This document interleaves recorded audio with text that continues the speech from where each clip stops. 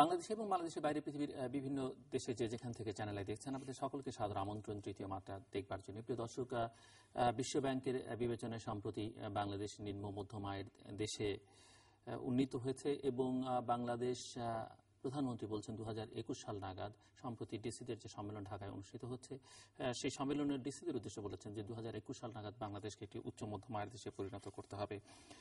সেই সঙ্গে বাংলাদেশ ব্যাংকের রিজার্ভ, এটিও সরকারের একটি সাফল্য। দেশে নানা ধরনের উন্নয়ন কর্মকাণ্ড হচ্ছে, সেগুলো নিয়ে সরকারের দিক থেকে বেশ ইতিবাচক কথাবার্তা বলা হচ্ছে, যদিও এর বাইরে গণতন্ত্র বনাম উন্নয়ন এই বিতর্ক বাংলাদেশে এই মুহূর্তে চলছে।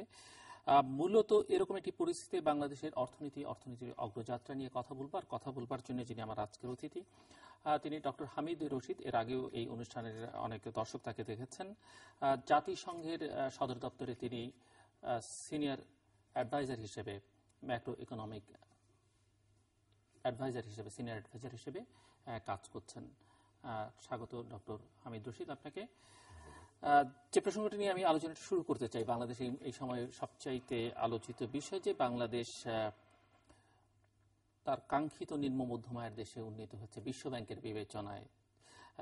যদিও এখানে অন্য বিতর্ক আছে যে নিম্ন মধ্যম আয়ের দেশে উন্নতি হোক আর উচ্চ মধ্যম আয়ের দেশই হোক, এটি আসলে এর সুফল সবাই ভোগ করছে কিনা, কোন বিবেচনা থেকে বা কিভাবে এটি করা হয় সেটি নিয়ে এটি বিতর্ক আলোচনা এখানে আছে।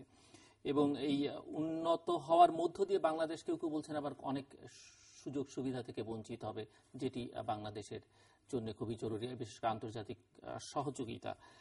তো আমার প্রশ্ন হচ্ছে যে বাংলাদেশ এখন নিম্ন মধ্যম আয়ের দেশের এই পরিণত হওয়াকে আপনি কিভাবে দেখছেন, এবং এই কাতারের সদ্যপ্রাপ্ত শিরোপা ধরে রেখে আরো উন্নতি, যেটি প্রধানমন্ত্রী বলছেন যে 2021 সাল নাগাদ উচ্চ মধ্যম আয়ের দেশে বাংলাদেশকে নিতে হবে, সেক্ষেত্রে কি কি ধরনের চ্যালেঞ্জ মোকাবেলা করতে হবে বা এই ধারাবাহিকতা রক্ষা করা সম্ভব হবে কিনা? তার আগে অবশ্য একাডেমিক ডেফিনেশনটা একটু শুনতে চাই, বুঝলেন, নিম্ন মধ্যম আয়ের দেশ। এবং আমি যতদূর জানি যে জাতিসংঘে এই কাজটি আপনি করেন, এই কাজটির সঙ্গে এই বিবেচনা মানদণ্ড নির্ধারণের কাজের সঙ্গে আপনি জড়িত।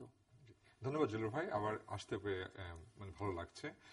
আপনার এই প্রশ্নতে প্রথমে বলতে চাই যে এই ক্রাইটেরিয়াগুলো সেট করা হয় কিছুটা আরবিট্রারিলি। সেটা হলো যে নিম্ন আয় থেকে নিম্ন মধ্যম আয়ের যেতে হলে একটা দেশের GNI, গ্রস ন্যাশনাল ইনকাম, $1,046 হলেই সে নিম্ন মধ্যম আয়ের দেশ হয়ে যাচ্ছে, লোয়ার মিডল ইনকাম কান্ট্রি যেটাকে বলা হয়। সেই হিসাবে আপনি যদি দেখেন মধ্যম আয়ের দেশগুলোর মধ্যে গত বছর 2014 সালে 103টি দেশ ছিল। মধ্যম আয়ের ডেফিনেশনটা হলো between $1,046 and $12,735 GNI per capital, gross national income per capital. এর মধ্যে 103টা দেশ ছিল 2014 সালে। এখন তার সাথে 4টা দেশ যোগ হয়েছে, সেটা হলো Bangladesh, Myanmar, Tajikistan and Kenya. 4টা দেশ তারা নিম্ন আয় থেকে নিম্ন মধ্যম আয়ের দেশে পরিণত হয়েছে 2015 সালে এসে। একটা দেশ নেমে গেছে, সাউথ সুদান ছিল নিম্ন মধ্য আয়ের দেশ, এটা এখন নিম্ন আয়ের দেশ হয়ে গেছে। তো এই ক্ষেত্রে যেটা প্রথম খুশির খবরটা যেটা হবে যে অবশ্যই রিলেটিভ র্যাঙ্কিং এ বাংলাদেশ একটু এগিয়ে গেছে। যদি পৃথিবীর প্রতিটা দেশকে যদি র্যাঙ্ক করা হয় তাদের পার ক্যাপিটাল ইনকাম অনুযায়ী, তো সেখানে বাংলাদেশের র্যাঙ্কিং কিছুটা বেড়েছে।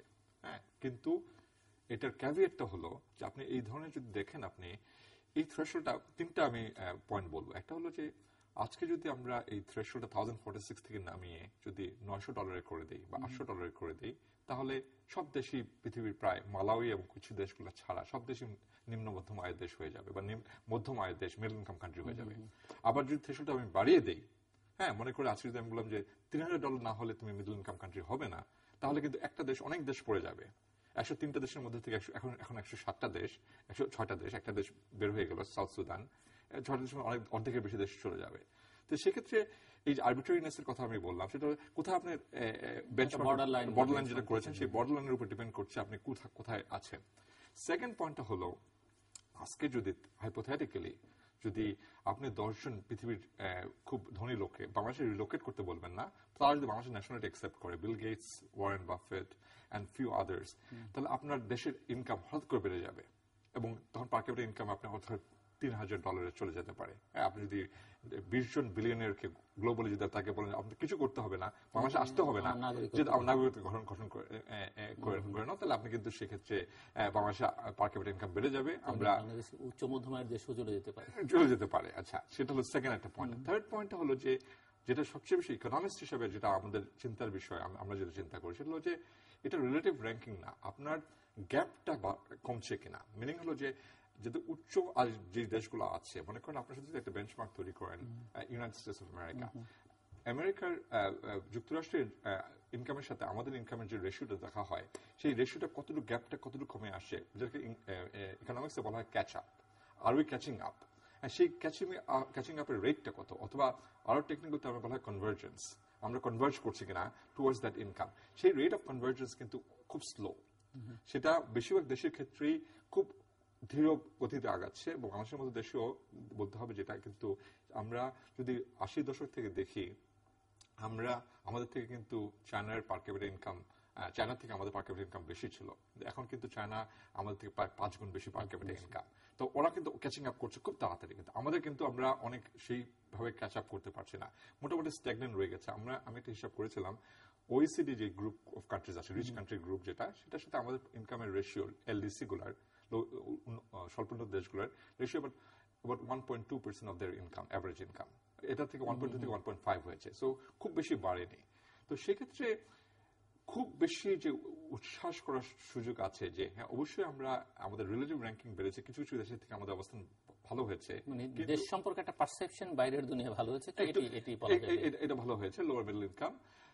তবে আপনার আরেকটা পয়েন্ট বলেছেন যে এটা খুব ইম্পর্টেন্ট, যে আমরা 2021 সালের মধ্যে আমরা নিম্ন মধ্যম, ওই প্রসঙ্গটা যদি আমি একটু পরে যাই, তার আগে এই যে এতদিন অনুন্নত দেশের তালিকায় থাকবার কারণে বাংলাদেশে দাতা এবং উন্নয়ন সহযোগিতার যে সুবিধাগুলো পেত, ঋণ সুবিধা বা রপ্তানিতে কোটা বা জিএসপি সুবিধা, সেসব পথ এখন তো সংকুচিত হয়ে যাবার সম্ভাবনা। এটার উত্তরটা দুটেই, হ্যাঁ, সেটি বাংলাদেশের মতো একজন অর্থনীতিবিদ হিসেবে বাংলাদেশের মতো দেশের বিবেচনায় আপনি কিভাবে দেখেন? না, এখানে তো হচ্ছে উত্তরটা আপনি বলছেন হ্যাঁ এবং না, দুটেই। কারণ হলো যে এই ক্লাসিফিকেশন, ওয়ার্ল্ড ব্যাংক ক্লাসিফিকেশন, আপনি যখন লোয়ার মিডল, জাতিসংঘ তো একটা ক্লাসিফিকেশন, হ্যাঁ, সেটা হলো এলডিসি, স্বল্পোন্নত দেশের ক্লাসিফিকেশন। সেই এলডিসি থেকে আমি বলছি যে জাতিসংঘ কি করে, এলডিসি এবং ডেভেলপড লিস্ট ডেভেলপড কান্ট্রিজ একটা গ্রুপ আছে, হ্যাঁ, সেটা লিস্ট ডেভেলপড কান্ট্রি গ্রুপ। আরেকটা হচ্ছে ওইসিডি, না, এলডিসি হলো ইউএন ক্লাসিফিকেশন, আরেকটা হলো ওয়ার্ল্ড ব্যাংক ক্লাসিফিকেশন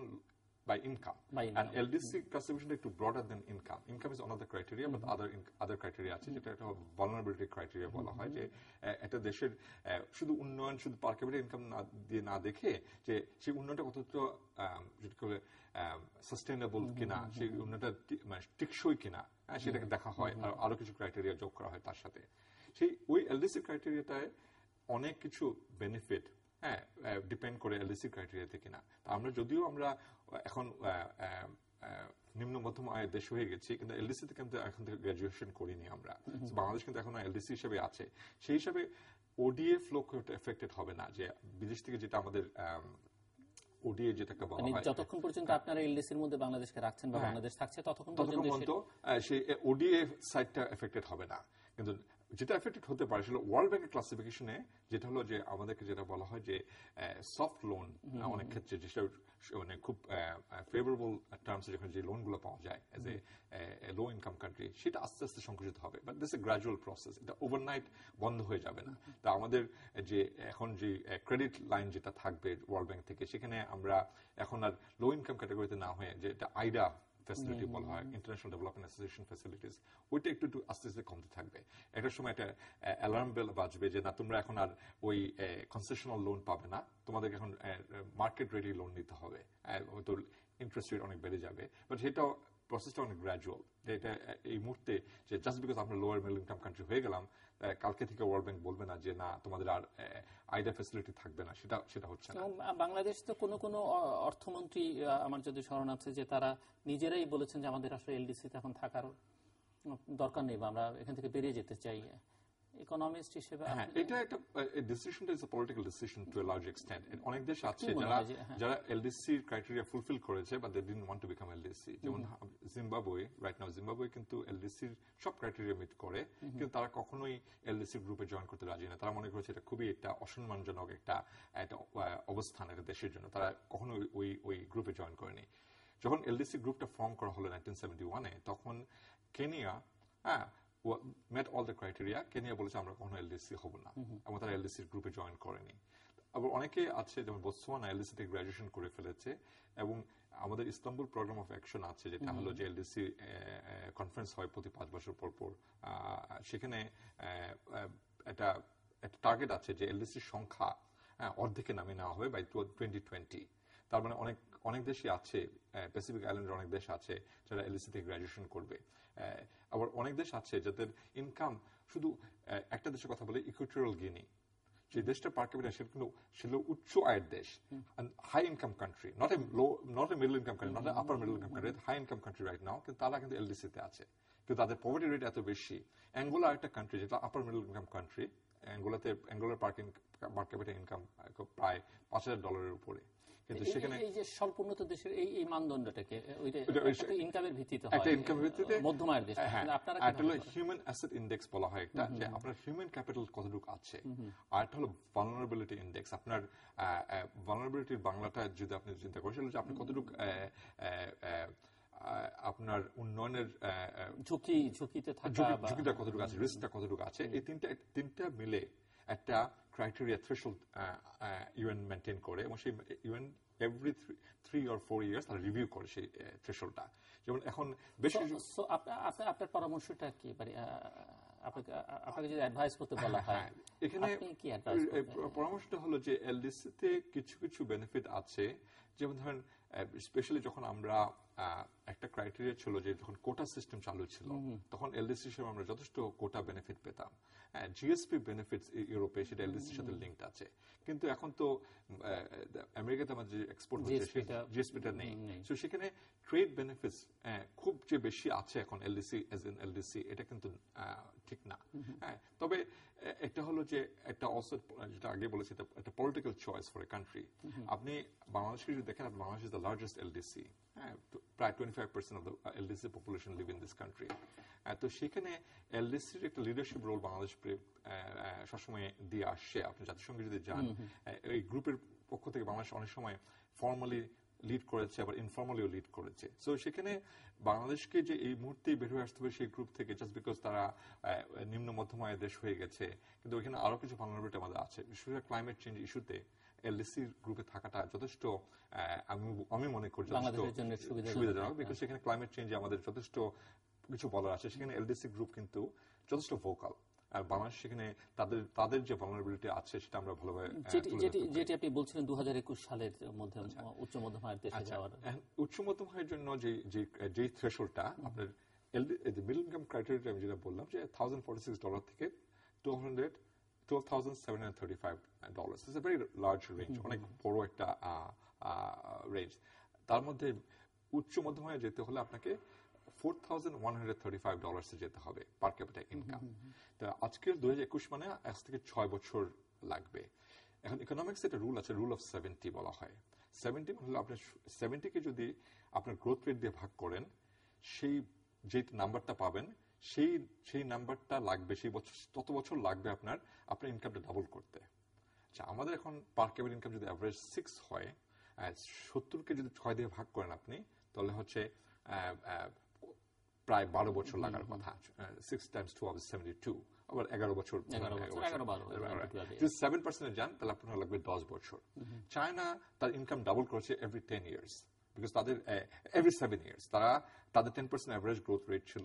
তারা আপনি 70-কে যদি 7 দিয়ে ভাগ দেন তাহলে 10 দিয়ে ভাগ দেন তাহলে 7 বছর তাদের ইনকাম ডাবল হয়েছে।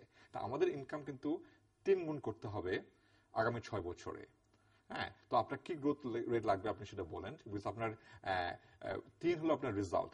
You have 6 years to double your income, more than double, 3 times you have to raise your income. তো সেখানে কিছুটা আমার কাছে মনে হবে যদি মানে unless there is a huge miracle, because you need a growth rate of about 20-25%, and ওই ধরনের গ্রোথ রেট কিন্তু পৃথিবীতে খুব কম দেশই দেখা গেছে, যেহেতু আমাদের দেশটা যথেষ্ট বড় একটা দেশ, পপুলেশন অনেক বড়, সেক্ষেত্রে ইভেন তাদের দেখা গেছে এরকম দু একটা এক্সাম্পল। ধরেন আমাদের পার্শ্ববর্তী দেশ ভুটানে, হ্যাঁ, যেহেতু তাদের হাইড্রো পাওয়ার এবং তাদের খুব স্মল ইকোনমিক বেস, ভুটান 2008-9 সালে তারা 18% জিডিপি গ্রোথ হয়েছে। একটা হাইড্রো পাওয়ার প্ল্যান্ট পাইপলাইনে এসছে, তাদের গ্রোথ রেট শুট আপ করেছে 20%। এক বছরের মধ্যে 2013 or 14 তারা 21% পর্যন্ত গ্রোথ রেট পেয়েছে। বাট ভুটানের জিডিপি হলো about $2 billion, তাদের পপুলেশন হলো 700,000। তো সেখানে কিন্তু ওই ধরনের গ্রোথ রেট সম্ভব। আপনার বেসটা যদি খুব স্মল থাকে, হ্যাঁ, আপনি 1 থেকে 2 যাওয়া, কিন্তু বাড়াচ্ছেন আপনি 1 থেকে 2 যেতে হলে আপনার একমাত্র একটা নাম্বার বাড়াতে হচ্ছে, কিন্তু ডাবল হয়ে যাচ্ছে কিন্তু। হ্যাঁ, সো সেই ক্ষেত্রে কিন্তু একটা $120 billion জিডিপির কান্ট্রি এবং এত বড় পপুলেশনে মানে ইটস ডিফিকাল্ট, মানে পৃথিবীর ইতিহাসে নেই। আপনি বলছেন যে মিরাকেলের দরকার হচ্ছে, কিন্তু এই টার্গেট যদি, এই মিরাকেলটি যদি ঘটাতে চায় বাংলাদেশ বা অ্যাচিভ করতে চায় বা প্রধানমন্ত্রী সরকার যেভাবে চাইছেন, সেক্ষেত্রে চ্যালেঞ্জ কি বা কি করতে হবে বাংলাদেশকে? আপনি যদি এখন যদি 6 বছর 10 বছরেও যদি সেই টার্গেট 2021 কে আমরা মাথায় রেখে কথা বলি, কেননা এটি 2015 এবং 6 বছর, হ্যাঁ 6 বছরে 6 বছরে যদি আপনাকে জিডিপি ট্রিপল করতে হয়, তাহলে আপনাকে যেটা করতে হবে, আপনার ইনভেস্টমেন্ট রেট যেতে হবে আপ টু 60%। পৃথিবীর কোনো দেশে কিন্তু ওই ধরনের ইনভেস্টমেন্ট রেট এখন পর্যন্ত হয়নি। চায়না যখন 10% করে গ্রো করছিল পার ইয়ার, চায়নার অ্যাভারেজ ইনভেস্টমেন্ট রেট ছিল about 45 to 50%। তো আমাদেরকে ওই 60% ইনভেস্টমেন্ট রেটে যাওয়া, এগেন আমি বলবো, it's a very unrealistic assumption. মানে এটা এখনো পর্যন্ত কোথাও দেখা যায়নি। The country that sustained very high investment rate was China. For almost 30 years, তার অ্যাভারেজ, এবং বাংলাদেশের ইনভেস্টমেন্ট গ্রাফ তো এখন খুব একটা, ইনভেস্টমেন্ট আমাদের রাফলি about 30% অন অ্যাভারেজ। সেই ইনভেস্টমেন্ট রেট থেকে 30% থেকে 60% আপনাকে আপনার কনসাম্পশন ড্রাস্টিক্যালি কমাতে হবে। হ্যাঁ, সো আপনার সেভিংস বাড়াতে হবে এবং আপনাকে ফরেন ইনভেস্টমেন্ট আনতে হবে, huge amount of foreign investment. কারণ আপনার যদি ডোমেস্টিক সেভিংস এবং ডোমেস্টিক ইনভেস্টমেন্টের যদি গ্যাপও থাকে, সেই গ্যাপটা মিট করা যায় থ্রু এফডিআই। আমাদের এফডিআই যদি আপনি দেখেন, রাফলি about, even it never reached a 2% target. আপনার যদি 10% টার্গেট যদি আপনি যেতে পারেন, আপনি $12 billion পাচ্ছেন। হ্যাঁ, সো এইভাবে যদি আপনি যদি ওই ধরনের এফডিআই আনতে পারাটা globally also is difficult, because আপনার global pool of FDI is limited and they have long term targets. আমি এই দেশে আমি এফডিআইটা করবো, এই দেশে এফডিআই করবো। হঠাৎ করে বাংলাদেশে $20 billion এফডিআই নিয়ে আসা বা $30 billion এফডিআই নিয়ে আসা, এটা খুব একটা সহসা সেটা সম্ভব হবে না। কিন্তু আমি যেটা বলবো, rule of 70 is very important. আপনার 70 ডিভাইড বাই আপনার গ্রোথ রেট, তত বছর লাগবে আপনার ইনকামটা ডাবল হতে।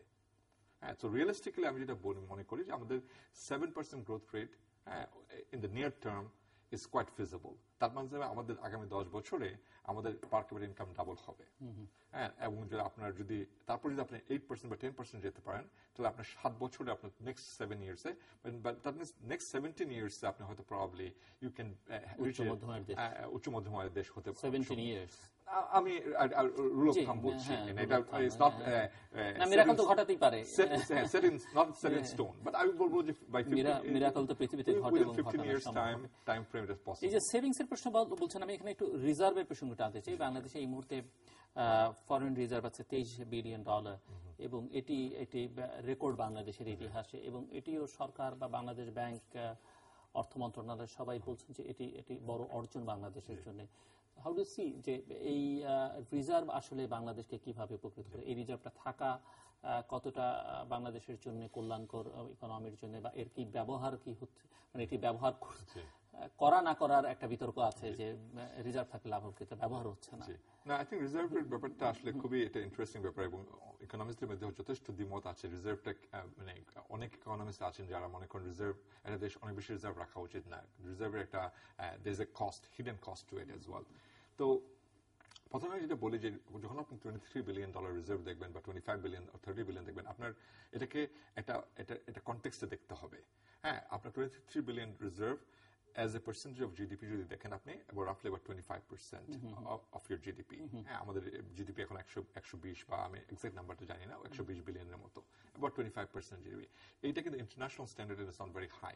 চায়নার reserve is much higher than that। they have a $5 trillion reserve right now for a $8 trillion economy. So the reserve to GDP ratio is over 60%.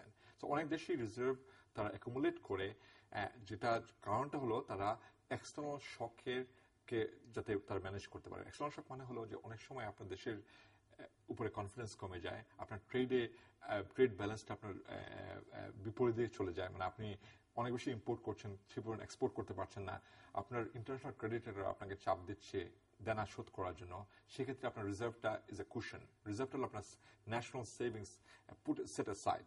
সেই কারণে যেটা বলা হয় যে অনেকটা প্রিকশনারি রোল প্লে করে, যে আপনার, এবং বিশেষ করে এশিয়ান ফাইন্যান্সিয়াল ক্রাইসিসের পরে 1997 যখন এশিয়ান ফাইন্যান্সিয়াল ক্রাইসিস হলো, থাইল্যান্ড, দেন অলসো মালয়েশিয়া এবং ইন্দোনেশিয়া, তারা প্রত্যেকেই দেখলো তাদের রিজার্ভ ওয়াজ নট অ্যাডিকুয়েট, কারণ তাদের এক্সচেঞ্জ রেটের উপর খুব চাপ পড়লো সেই সময়, তারা তখন রিজার্ভটাকে ইউজ করতে হলো। তো রিজার্ভটা হলো আপনার একটা প্রোটেকশন মেকানিজমের মতো কাজ করে। সেখানে আপনাকে ওই রিজার্ভ যদি না থাকে, তাহলে আপনি সেই রিজার্ভ আপনার যে কোনো সময় একটা অ্যাটাক হতে পারে আপনার এক্সচেঞ্জ রেটের উপরে, এবং সেখানেও সব দেশে একটা রিজার্ভ মেনটেন করে, এবং এটা একটা প্রবণতা বেড়ে গেছে, বেশি রিজার্ভ মেনটেন করছে আজকাল। কারণ কস্টটা কি, রিজার্ভের কস্ট হলো, অনেক দেশ আছে তারা রিজার্ভ অ্যাকুমুলেট করছে, কিন্তু রিজার্ভটা আপনি কিসে রাখছেন? ডলারে সেভ করছেন, এটা ক্যাশ ডলারে সেভ করছেন না, mostly in US treasury bill. আজকে যদি ইউএস ট্রেজারি বিল যদি দেখেন আপনি 30-year T-bills, তাদের ইন্টারেস্ট রেট 2% মতো পাচ্ছেন, কিন্তু ওই রিজার্ভটা রেখে সেই দেশই, মানে যখন আপনি টি-বিল হোল্ড করছেন, আপনাকে এই রিজার্ভ মানে এই রিজার্ভ আপনি আমেরিকাকে লোন দিচ্ছেন। আপনি যখন ইউএস ডলার হোল্ড করছেন, তার মানে হলো আপনার কাছ থেকে আমেরিকানরা বড় করছে, ঠিক আছে, তারা কিন্তু বড় করছে খুব চিপলি, 1-2% বড় করতে পারছে।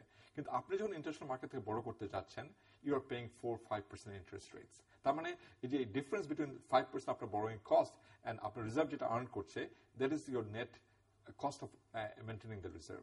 এটা একটা কস্টের ব্যাপার আছে, কিন্তু ওই কস্টের সাথে বেনিফিটটা আপনার দেখতে হবে। বেনিফিটটা হলো যে আপনার কারেন্সি একটা স্টেবিলিটি মেনটেন করছে। খুব বেশি রিজার্ভ অ্যাকুমুলেট করলে কিন্তু আপনার এক্সচেঞ্জ রেট এপ্রিসিয়েট করবে, সেটার একটা সমস্যা আছে।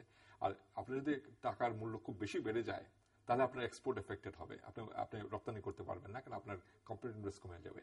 আবার রিজার্ভ যদি খুব কমে যায়, তা আপনার টাকা কিন্তু ডিভ্যালু করবে খুব বেশি। আজকে যেটা আপনি মনে করেন, আজকে হঠাৎ করে একটা এক্সটার্নাল একটা শকের জন্য আমাদের বেশ কিছু পেমেন্ট করতে হবে। মনে করেন যে সাম অফ দ্য ল্যান্ডার্স সিদ্ধান্ত নিল যে বাংলাদেশ থেকে সব লোন তারা উইথড্র করতে চায়, আপনাকে 23 বিলিয়নের মধ্যে আপনাকে 10 বিলিয়ন দিতে হচ্ছে। আপনার রিজার্ভ যদি 15 বিলিয়ন বা 13 বিলিয়ন নেমে আসে, তখন দেখা যাবে যে আপনার টাকার মূল্য অনেক কমে যাবে। তখন দেখা যাবে যে আপনার টাকার ডলার এক্সচেঞ্জ রেট হবে 100 টাকার উপরে, সেক্ষেত্রে আপনার ইম্পোর্ট কস্ট অনেক বেড়ে যাবে। সো সবকিছু এটা ক্যালকুলেশনের মাধ্যমে আপনাকে একটা অপটিমাল রিজার্ভ মেনটেন করতে হয়। সেই জায়গায় কি হওয়া উচিত স্ট্যান্ডার্ড বাংলাদেশে? সেটা আমার মতে এখন যে লেভেলে আছে, that's a very reasonable amount of reserve for a country. খুব বেশি রিজার্ভ যদি অ্যাকুমুলেট করে, তাহলে বুঝতে হবে যে ইকোনমি একটু স্লো ডাউনও করতে পারে। সেখানে আপনার যেটা হবে যে আপনি এক্সপোর্ট করছেন, ইম্পোর্টও কমে যাচ্ছে, কিন্তু ইম্পোর্টের কন্টেন্টটা দেখতে হবে। আপনি ইম্পোর্ট করছেন, কনজিউমার গুড কমায় দিচ্ছেন, কিন্তু ক্যাপিটাল গুড ইম্পোর্ট করছেন বেশি, তার মানে ফিউচার আপনার গ্রোথ অনেক বেশি হবে। সো রিজার্ভটা খুব fast accumulation of reserve is not very good. আপনার কস্টের কথা বললাম, আর এটা হলো যে আপনার ওভারঅল এক্সচেঞ্জ রেটের উপর এফেক্ট করতে পারে। সেটা অনেক সময় অনেক কান্ট্রি আছে রিজার্ভটাকে তারা স্টেরিলাইজ করে। তো ওভারঅল আমি যেটা বলবো যে রিজার্ভের এখন যে ট্রেন্ডটা আছে, ইটস এ স্যাটিসফ্যাক্টরি ট্রেন্ড, এবং it's a trend that can prevent any kind of economic crisis. আরেকটি আপনি সঙ্গে আলোচনা করতে যে সম্প্রতি ব্রিক্সের নেতৃত্বে নিউ ডেভেলপমেন্ট ব্যাংক আর চীনের নেতৃত্বে এশিয়ান ইনভেস্টমেন্ট ইনফ্রাস্ট্রাকচার ব্যাংক যাত্রা শুরু করলো। সো বাংলাদেশে ব্যাংক দুটোর সঙ্গে যুক্ত হওয়ার ক্ষেত্রে কোন বিষয় প্রাধান্য পেতে পারে, এবং বাংলাদেশ কিছুটা আগ্রহ প্রকাশও করেছে ইতিমধ্যেই। এখানে যে জিনিসটা আপনার আগের প্রশ্নের সাথে এই প্রশ্ন খুব জড়িত। এখানে আরেকটি প্রশ্ন যে আইএমএফ ওয়ার্ল্ড ব্যাংক সম্পর্ক উন্নয়নশীল দেশগুলোর তো নানা ধরনের, এবং বাংলাদেশের তো বেশ নেতিবাচক কথাবার্তা আছে, ধারণা রয়েছে, বিশেষ করে সরকারের আছে। তো নতুন ব্যাংক এই ধারণার কোনো পরিবর্তন আনতে পারবে কিনা, সেটিও একটি জানার বিষয়। আই থিংক আপনার সকল প্রশ্ন কিন্তু একটা কন্টিনিউটি আছে, এটা খুবই ভালো একটা প্রশ্ন। সেটা হলো যে চায়না কেন এই ইনিশিয়েটিভটা নিচ্ছে। একটা সিম্পল অ্যান্সার হলো যে 2008-09 গ্লোবাল ফাইন্যান্সিয়াল ক্রাইসিসের পরে আইএমএফ এর রিফর্মের কথা উঠলো, যে আইএমএফ কে আরেকটু ডেমোক্রেটিক করতে হবে। কারণ আইএমএফ যখন শুরু হলো, তখন China was not an economic power. এখনো আইএমএফ ভোটিং রাইটটা হলো 17.5% of the votes basically the US has the vote, এবং ইউএস এবং ইউরোপ কম্বাইন্ড তারা যে কোনো কিছুকে ভিটো দিতে পারে, যে any decision by IMF that they can join hands together. এই রিফর্মে about 4% of the quotas were supposed to shift to the developing countries, especially the BRICS, Brazil, India, China, South Africa, mainly China. China would gain তাদের কোটায় to increase করবে by about 2%. তো এই যে এই রিফর্মটা initiate করা হলো IMF এর, এবং US also agreed, president Obama also agreed, কিন্তু এটা ইউএস কংগ্রেস এখন পর্যন্ত অ্যাপ্রুভ করেনি। Because US Congress is not allowing যে আমরা এই পাওয়ারটা রিলেন্ট করতে চাই না। যে But reality হলো China is sitting on $5 trillion reserve. China is the largest lender to the US. চায়নার এখন অনেক ইকোনমিক মাসল আছে। সো ওরা বলছে ঠিক আছে তোমরা আমাকে ভয়েস দেবে না IMF A, I will not be a decision maker in IMF, I will create alternative development banks. এবং তার সাথে যেটা হয়েছে ওয়ার্ল্ড ব্যাংকেও আজকাল ওয়ার্ল্ড ব্যাংকের রিফাইন্যান্সিংটা কমে গেছে। ওয়ার্ল্ড ব্যাংকে তো ক্যাপিটাল লাগে, ক্যাপিটালগুলো ইনজেক্ট আসছে মোস্টলি ফ্রম ডেভেলপিং কান্ট্রি, যাদের বেশি শেয়ার আছে তারা বেশি ক্যাপিটাল দিচ্ছে, কিন্তু যেসব দেশের ক্যাপিটাল শেয়ার বেশি আছে তাদের ইকোনমিক কন্ডিশন অত ভালো না। তারা কিন্তু আমেরিকা ইচ্ছা করলেই they cannot inject more capital to world bank, তাদের they are borrowing from other countries, so they are net borrowing country. সেক্ষেত্রে চায়না দেখেছে যে তাদের লাভটা কি, যে এখন যদি ওয়ার্ল্ড ব্যাংকে বা IMF কে যদি তারা টাকা দেয়, যেখানে তাদের ভয়েসটা এখনো ভেরি লিমিটেড, তারা অল্টারনেটিভ হিসেবে তারা এই ব্রিক্স ব্যাংক এবং also Asian infrastructure investment bank করেছে। এই যে এই কম্পিটিশনটা is a very good news, যে এই যে অল্টারনেটিভ ডেভেলপমেন্ট ব্যাংক তৈরি হচ্ছে, যাতে কিছুটা হলেও মনোপলি কাজ করছিল in development banks like world bank and also regional bank, Asian development bank or African development bank. Now many of the developing countries like ours, বাংলাদেশের মধ্যে দেশগুলা এখন অল্টারনেটিভ সোর্স অফ ফান্ডিং পাবে, এবং ইউএনও এটাকে welcome করেছে, world ব্যাংকও welcome করেছে, যে উই ওয়ান কম্পিটিশন। আমরা ওয়ার্ল্ড ব্যাংক এবং IMF সব জায়গায় কম্পিটিশনের কথা বলে, যে প্রতিযোগিতা হলে এটা ফলটা কনজিউমাররা ভোক্তারা পাবে। সেই পয়েন্ট অফ ভিউ থেকে তারা বলছে ঠিক আছে চায়না যখন ইনভেস্টমেন্টে আসছে, কিন্তু যেটা নিয়ে কনসার্ন আছে সেগুলো চায়না কি সার্টেন স্ট্যান্ডার্ড মেনটেন করবে কিনা, যে ব্রিক্স ব্যাংক অথবা AIIB তার ল্যান্ডিং স্ট্যান্ডার্ড গুলো কি স্ট্রিক্টলি এনভায়রনমেন্টাল স্ট্যান্ডার্ড ঠিক মতো থাকবে কিনা, সোশ্যাল স্ট্যান্ডার্ড থাকবে কিনা ঠিক মতো, সেটা নিয়ে কিছু চিন্তা আছে। তবে overall it's a positive trend, because globally প্রচুর টাকার দরকার আছে এখন ইনফ্রাস্ট্রাকচার ইনভেস্টমেন্টের জন্য, এবং এই ব্যাংকগুলা সেই গ্যাপটা মিট করতে পারবে। এবং সেখানে বাংলাদেশের দিক থেকে মানে বাংলাদেশ এই ব্যাংকগুলোর সঙ্গে যুক্ত বা সহযোগিতার ক্ষেত্রে আপনার কোনো পরামর্শ আছে? না, আমার পরামর্শ হবে যে মানে আমি যতটুকু জানি বাংলাদেশে এখন সবার সঙ্গে বার্গেন করবে বা সবার সঙ্গে যুক্ত হবে। আমাদের দেখেন এখনো দেশের ইনফ্রাস্ট্রাকচার নিড অনেক বেশি আছে, এখনো আমরা ডোমেস্টিক সেভিং দিয়ে কিন্তু আমরা সেই নিডগুলো মেটাতে পারছি না। সো এই ব্যাংকগুলোতে জড়িত হয়ে ব্রিক্স ব্যাংক থেকে আমরা এখন কিছু পাবো না, বিকজ এটা initially they will invest mostly in the BRICS countries, তারা নিজেদের মধ্যেই করবে, basically in Brazil and South Africa and to lesser extent রাশিয়াতে এন্ড ইন্ডিয়াতে। কিন্তু AIIB যেটা এশিয়ান ইনফ্রাস্ট্রাকচার ইনভেস্টমেন্ট ব্যাংক, সেখান থেকে আমরা বাংলাদেশ অনেক কিছু আশা করতে পারে, যে এখানে তারা আমাদের মেজর হাইওয়েজ ডেভেলপমেন্ট প্রোগ্রামে অথবা কানেক্টিভিটি, রিজিওনাল কানেক্টিভিটিতেও অনেক রোল প্লে করতে পারে। চায়না একটা ইনিশিয়েটিভ নিয়েছে, সিল্ক রোড ইনিশিয়েটিভ, যে connecting all the Asian countries overland. সেখানেও আমি মনে করি যে AIIB would play a very important role. এসব ব্যাংকগুলোর সঙ্গে যুক্ত হবার ক্ষেত্রে কোনো মানে বিধিবিধান কি ধরনের, বা এটা যে কোনো মানে চার্টার, আমি যতটুকু জানি Bangladesh is also a signatory to the AIIB, আমার জানা মতে, আমি নট 100% শিওর, কিন্তু আমি যতটুকু জানি অনেকগুলো দেশ জয়েন করেছে, তার মধ্যে বাংলাদেশও একটি দেশ। সেই হিসাবে বাংলাদেশেরও কিছু কোটা বরোইং, কিছু ক্যাপিটাল ইনভেস্ট করেছে, তারপরে সেইটার এগেইনস্টে কোটা থাকবে, ভোটিং রাইট থাকবে। কিন্তু তার চেয়ে বড় কথা যে আনলাইক IMF, এটা তো আপনার বরোইংটা not limited to your contribution, আপনার বেসড অন ইউর নিডস আপনি সেখান থেকে বড় করতে পারবেন, বাংলাদেশ বড় করতে পারবে। আমরা একটু বাংলাদেশের ব্যাংকিং খাতের দিকে আসি, যে দেশের কেন্দ্রীয় ব্যাংক আর্থিক স্থিতিশীলতা 2014 প্রতিবেদনটিতে বলা হচ্ছে ব্যাংক খাতের মুনাফা বাংলাদেশে খেয়ে ফেলছে আসলে খেলাপি ঋণ, এবং বাংলাদেশে ব্যাংকিং খাতে খেলাপি ঋণের শীর্ষে বাণিজ্যিক ঋণ, এ খাতে খেলাপি ঋণের পরিমাণ প্রায় 8,595 কোটি টাকা। আপনার কাছে কি মনে হয় যে এখানে আমি একটু রিয়ালাইজ করা খুব ডিফিকাল্ট হয়ে যাচ্ছে? রিয়ালাইজ করছি আমার আসলে একটু ইকোনমিক্সে আমরা একটু আগে একটু প্রতিযোগিতার কথা বলেছি, হ্যাঁ, বাট প্রতিযোগিতাতে এটা আপার লিমিট আছে। আপনি কি পরিমাণ কম্পিটিশন আপনি চান মার্কেটে, এবং মার্কেট সাইজটা আপনাকে দেখতে হবে। আমার যেটা ব্যক্তিগত মতামত, এখানে আমি বলে রাখতে চাচ্ছি, এটা আমার সম্পূর্ণ ব্যক্তিগত মতামত, সেটা হলো যে আমাদের দেশের $120 বিলিয়ন জিডিপিতে আপনার যে ধরনের যতগুলো ব্যাংক আছে, I think we are over banked. আপনি যদি if you keep adding more and more banks, the profitability affected হবেই। আপনার যে প্রফিটটা ছিল, তারা now they are splitting the profit among smaller and smaller banks.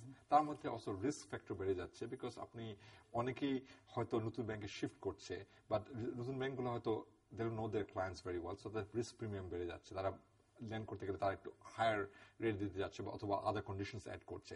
So overall যে ব্যাংকিং সেক্টরের আমার যেটা সাজেশন হবে, যে এখানে কম্পিটিশনটা লিমিট করা দরকার ছিল, যে এতগুলো ব্যাংক এর লাইসেন্স দেওয়া, এতগুলো ব্যাংক, যেগুলো ব্যাংক ছিল অলরেডি, সেগুলোকে আরো কিভাবে রিক্যাপিটালাইজ করা যায়, সেগুলোকে কিভাবে আরো তাদের পুঁজিটা আরো বেশি শক্তিশালী করা যায়, এবং তাদেরকে আরো যাতে তারা বেশি লোন দিতে পারে, সেদিকে সক্ষমতা বাড়ানোটা অনেক বেশি প্রয়োজন ছিল, আদার দেন allowing new banks. কারণ নিউ ব্যাংকরা এসে তারা কিন্তু রিটেল ব্যাংকিং করছে মোস্টলি, যে আমার কিছু স্যালারিড পার্সোনাল অ্যাকাউন্ট খুলবে, সেখানে কিছু টাকা সেভ হবে, এবং তারা কিন্তু ওই ধরনের রিস্ক নিতে পারবে না যারা ওল্ডার ব্যাংকস যারা পারবে। ইটস এ লার্নিং কার্ভ আছে, প্রতিটা ব্যাংকের জন্য একটা লার্নিং কার্ভ থাকে। সেখানে নতুন ব্যাংক অ্যাড করাটা আমার কাছে মনে হয়েছে এটা it's not very wise for a small economy, মানে নট এ স্মল ইকোনমি, আমাদের ইকোনমি যথেষ্ট বড়, কিন্তু তারপরেও এর বাইরে আরেকটি দিক দেখা যাচ্ছে, বাংলাদেশের ব্যাংকিং খাত থেকে সরকারের ঋণ গ্রহণের পরিমাণ বেড়েছে। এই অর্থ বছরের প্রথম 9 দিনেই ব্যাংকিং খাত থেকে ঋণ নিয়েছে প্রায় 9,500 কোটি টাকা। তো এটি কি ধরনের অর্থনীতির উপরে প্রভাব, যে অর্থনীতির বাস্তবতা, সেখানে কি ধরনের প্রভাব ফেলবে? আর আমার হাতে খুব বেশি সময়ও নেই, আরেকটি প্রসঙ্গ আলোচনা করতে আপনি শুনে থাকবেন, যে বলা হচ্ছে যে বাংলাদেশ থেকে প্রচুর অর্থ বিদেশে পাচার হয়ে যাচ্ছে, প্রচুর অর্থ, হাজার হাজার কোটি টাকা পাচার হয়ে যাচ্ছে। সো এটি আসলে শেষ পর্যন্ত বাংলাদেশের অর্থনীতি কি প্রভাব ফেলবে, বা এটিকে নিয়ন্ত্রণ করবার জন্য কি ধরনের পদক্ষেপ গ্রহণ করা যেতে পারে বলে মনে হয়?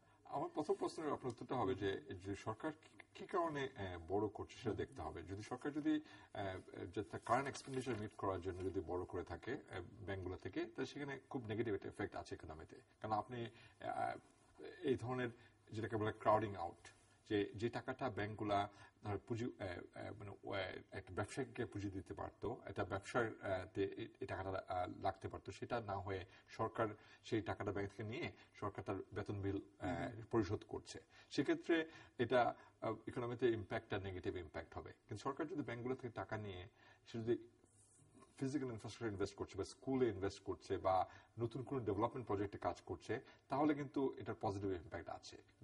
আমি সেটা বলতে পারবো না কি কারণে বড় হচ্ছে সেটা, কিন্তু depends on what you are taking the money for. আর সেটি আমাদের গণমাধ্যম অবশ্য সেভাবে আসছে না। আরেকটা সাইড হলো যে ব্যাংকগুলোতে যদি অনেক লিকুইডিটি গ্লাট থাকে, অনেক টাকা রয়ে গেছে, আমি যেটা পড়েছি, আগেও পড়েছি, যে বাংলাদেশে অনেকগুলো ব্যাংক কিন্তু প্রচুর ডিপোজিট কালেক্ট করছে, বা লোন দিতে পারছে না, রিলায়েবল কাস্টমার পাচ্ছে না, যেটা আমি আগে বলেছি। নতুন ব্যাংকগুলোতে অনেক সময় তারা দুটোই ঠিক, এখন রিলায়েবল কাস্টমারও পাচ্ছে না, আবার কোনো কাস্টমার যাচ্ছে না, যেহেতু ইনভেস্টমেন্ট নাই, একটা আনসার্টেনিটি কাজ করছে। সেই অনিশ্চয়তার মধ্যে যেহেতু টাকাটা পড়েই আছে ব্যাংকে, সেক্ষেত্রে সরকার টাকাটা নিয়ে ব্যাংকে কিছুটা হলেও চাঙ্গা রাখছে। আপনি ব্যাংকগুলো তো কিছুটা ইন্টারেস্ট পাচ্ছে সরকারের কাছ থেকে, আদার্স হলে ব্যাংকে অনেক ফেলিওর হতে পারতো। এটা দুটোরই কম্বিনেশন এখানে আছে। কারণ হলো যে আমাদের অনেক ইনভেস্টেবল প্রজেক্ট, কিন্তু ইনভেস্টমেন্ট এন্টারপ্রেনিয়ররা কিন্তু আগিয়ে যাচ্ছে না, বিকজ তারা রিস্ক ফ্যাক্টরটাকে অনেক হাই মনে করছে। There are lot of risks in the economy. সেই কারণে হয়তো এটা ইটস নট দ্যাট নেগেটিভ। ইকোনমিক্সের একটাই সমস্যা যে আমরা দুই হাতে কথা বলি, যে ইন ওয়ান হ্যান্ড এটা আছে, the other side is the other risk as well. So আমি বলবো যে এটা মানে জাস্ট গভর্নমেন্ট বড় করছে থেকে ব্যাংক থেকে তার বলা যাবে না এটা অলটুগেদার ব্যাড। কিন্তু যদি কনস্ট্যান্টলি গভর্নমেন্ট বড় করে ফ্রম দ্য ব্যাংকিং সিস্টেম, তাহলে it will have negative impact on business environment and investment. It will crowd out private investment. এটা একটা very logical thing to conclude. আর আপনি যেটা বলেছেন যে মানি, এটা শুধু বাংলাদেশে না, এটা পৃথিবীর অনেক দেশে, অনেক ডেভেলপিং কান্ট্রিতে এটা বড় একটা সমস্যা, যে যেখানে যথেষ্ট সেভিংস আছে, প্রফিটেবিলিটি আছে, কিন্তু ফার্মগুলো রিইনভেস্ট করছে না এবং টাকাগুলো তারা বিদেশে পাচার করে দিচ্ছে, আইদার থ্রু লিগাল মিনস, অনেক দেশে আছে লিগাল স্কোপও আছে আপনার, অনেকে আছে ইলিগালি মানি লন্ডারিং এর মাধ্যমে টাকা বের করে দিচ্ছে। সেখানে আপনার অনেক ধরনের ইনসেন্টিভ আপনার কাজ করতে পারে, যেটা আপনার গভর্নমেন্ট বা সরকারের পক্ষ থেকে এটা অফার করা হতে পারে।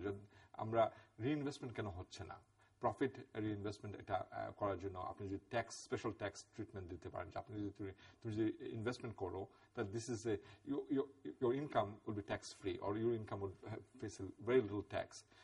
আরেকটা হতে পারে যে যে দেশগুলোতে টাকাগুলো যাচ্ছে সেখানে কিন্তু কোঅপারেশন হতে পারে, যে রিসিভিং কান্ট্রিজ বলতে হবে যে তোমরা যে টাকাগুলো আমাদের রিসিভ করছো, you have to demand more strictly that the tax payments were this is all white money, not black money, মানে ট্যাক্স দিয়েই টাকাগুলো দেশে বেরিয়ে এসছে।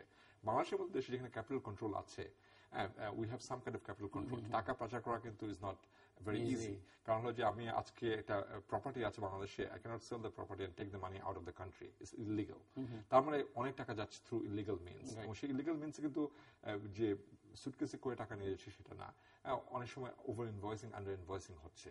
যেমন ধর আপনি একটা ইম্পোর্ট করছেন একটা প্রোডাক্ট, ইম্পোর্ট করার সময় আপনি বলছেন এটার ভ্যালু হলো, ডিক্লেয়ার করছেন সে $200,000, অ্যাকচুয়ালি আপনি এটার অ্যাকচুয়াল ভ্যালু $100,000, এবং সেক্ষেত্রে বাকি $100,000 আপনি ট্রান্সফার করে দিতে পারছেন। It's called transfer pricing, some kind of mechanism. আপনার যে সেলার আছে ওই পাশে, ওকে বলে দিলেন আমার $1,00,000 আমার ব্যাংকে তুমি জমা দিয়ে দিও, তো সেক্ষেত্রে আপনাকে মানি ট্রান্সফার হয়ে গেল লিগালি, আপনি somehow under the legal cover আপনি টাকা ট্রান্সফার। সেগুলো কিন্তু লুপ হোলগুলোকে আপনি কিন্তু ইউ ক্যান ট্যাকল। আপনি আন্ডার ইনভেস্টিং ক্ষেত্রে খুবই ইজি, যদি আন্ডার ইনভেস্টিং করে আপনি বলবেন ঠিক আছে তাহলে তুমি যেটা ডিক্লেয়ার করছো, government has the right to buy it back from you, আমি তোমার কাছে কিনে নেবো। আপনি ট্যাক্স, আপনি ওই যে কাস্টমস ডিউটি কম দেওয়ার জন্য অনেকে কিন্তু আন্ডার ইনভয়েসিং করে।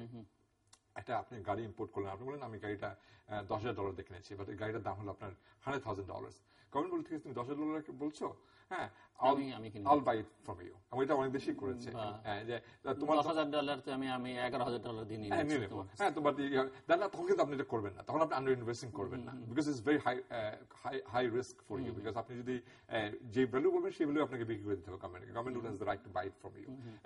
ওভার ইনভেস্টিং ক্ষেত্রেও সিমিলার অর আদার মেকানিজম কাজ করতে পারে। তবে এটা money laundering or money transfers, এটা গ্লোবালি, এটা আমরা ইউএনএ অনেক আলাপ করছি, এটা একটা বড়, আপনি হয়তো জানেন যে অ্যাডিস আবাবাতে একটা কনফারেন্স শেষ হলো, financing for development, one of the key issues was যে এই মানি লন্ডারিংটা প্রিভেন্ট করা গ্লোবালি, এবং সেখানে tax cooperation can play a very important role. Tax authorities in one country and other country, they can cooperate together to prevent that kind of money laundering. Doctor Hamid Rashid, অসংখ্য ধন্যবাদ। আবার ভবিষ্যতে কথা বলবো আরো অনেক বিষয় নিয়ে আপনার সঙ্গে। দর্শক, কথা বলছিলেন জাতিসংঘের সদর দপ্তরে কর্মরত সিনিয়র ইকোনমিক অ্যাডভাইজার অর্থনীতিবিদ ডক্টর হামিদ রশিদ, এবং তিনি অর্থনীতিবিদ হিসেবে বলছেন যে অর্থনীতিতে দুটো হাতে কথা বলে এক ধরনের সবকিছুর মধ্যে ভারসাম্যপূর্ণ কথাবার্তা বলবার চেষ্টা করেছেন, ভারসাম্য বজায় রেখে চলবার কথা বলেছেন, পরামর্শ দিয়েছেন, যেসব বিষয় নিয়ে আমরা কথা বললাম। যদি অর্থনীতির আরো নানান দিক রয়েছে সেগুলো নিয়ে কথা বলবার সুযোগ আজকে হয়নি, ভবিষ্যতে আমরা বলবো। আর যে লক্ষ্য বাংলাদেশ নির্ধারণ করেছে যে উন্নত উচ্চ মধ্যমায়ের দেশে 2021 সাল নাগাদ যাবে বাংলাদেশ, সেখানে যেতে হলে একটা মিরাকেল ঘটাতে হবে। সেটি সম্ভব কিনা তার ভাষায়, তার কথায় যেটি বোঝা গেছে, একটা দুরূহ কাজ, অসম্ভব। এখন পর্যন্ত এরকম ইতিহাস এই সময়ের মধ্যে এখন বাংলাদেশ যেখানে দাঁড়িয়ে আছে সেটি সম্ভব নয়। তারপরও স্বপ্ন দেখা ভালো, কারণ স্বপ্ন না দেখতে পারলে, স্বপ্ন না দেখতে জানলে এগুলো যায় না। আমরা চাইব যে এই স্বপ্নটা ধরে রেখে যে পরামর্শ তিনি দিলেন, অন্যান্য অর্থনীতিবিদরা দিচ্ছেন, তার মধ্য থেকে যেগুলো গ্রহণ করবার মতো সেটি গ্রহণ করে একটা ভারসাম্যপূর্ণ অবস্থার মধ্য দিয়ে বাংলাদেশ সামনের দিকে এগিয়ে যাবে। দর্শক, আমাদের সঙ্গে থাকবার জন্য অসংখ্য ধন্যবাদ। আপনাদের সবার জন্য শুভকামনা।